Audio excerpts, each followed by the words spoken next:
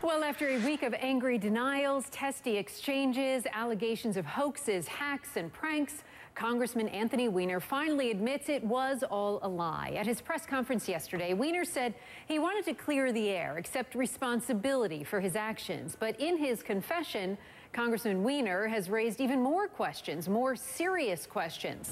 Joining me now to discuss this, David Bossie, former chief investigator for the House Committee on Government Reform and Oversight. David, thanks for coming on the show today to talk about this. The first rule of the House's Code of Conduct states that members shall behave at all times in a manner that shall reflect credibly on the House.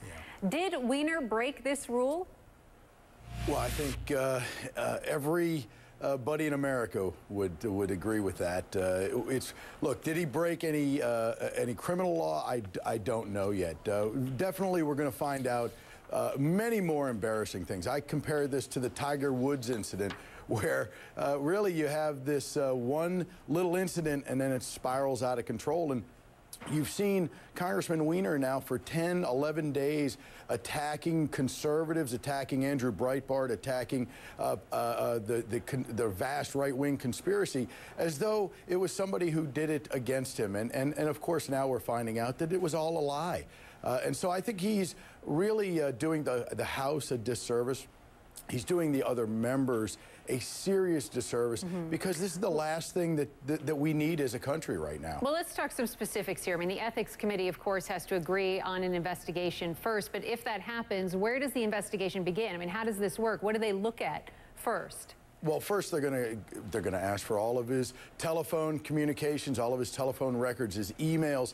This opens up a can of worms that Anthony Weiner really should not want to go down, I believe. We have heard from Andrew Breitbart and other members of the now mainstream media covering this story as a real story, is that there are other photographs out there.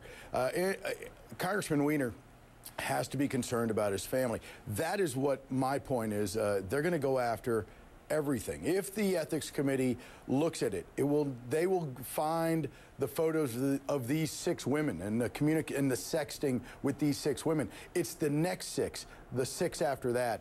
That's really where it will spiral out of control. Well, he has only said that he had conversations online with 6. So let's just leave it at that. No, but that is my point. It's the same thing with other investigations. You don't know when you start, which is why he didn't call for the FBI or the Capitol Police to investigate. He knew this was the result. And how long does something like this normally take? I mean, are we talking weeks or months? It definitely is not a short investigation. It can take months and many months to conduct a thorough investigation of this sort.